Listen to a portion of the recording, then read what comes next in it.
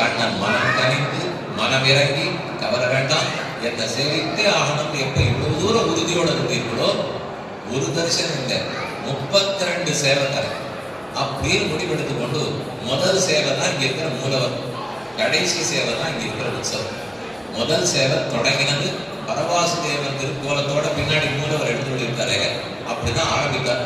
கடைசி சேவை முடிந்தது வித்யா ராஜகோபால சுவாமி, ஸ்ரீ வித்யா ராஜகோபால சுவாமியாக முடித்தார். 32 ரிஷிகள் சேவித்துக் கொண்டார்கள். அந்த 32 இன்னைக்கு நீங்க சேவிக்கலாம். என்னென்ன காட்சி அளித்தார்ங்கிறது உள் பிராகாரத்துல சித்திர வடிவத்தில் எழுதி மாட்டிருக்காங்க. நீங்க உள்ள போனேன்னா, ஓஹோ இதுதான் அந்த ரிஷி காட்டு தெரியுமே, எனக்கு இதுதான் வெட்ட தட்டினது, ஆமா அதை அவர் காட்டினார். இது தெரியுமே காடிக்கு முடித்தது, ஆமா அவருக்கு அதை காட்டினார். ஆனா ஆச்சரியம் இதெல்லாம் முடிஞ்சப்பறம் காட்டினார். நடக்கும் போது பார்த்ததல்ல, எல்லாம் முடிஞ்சு வைகுண்டத்துக்கே போன பிற்பாடு ரிஷி ஆசைப்பட்டார், காட்டினார், முடிஞ்சது. ரிஷிகள் எல்லாம் சேவித்தார்கள், பரமதிருப்தி.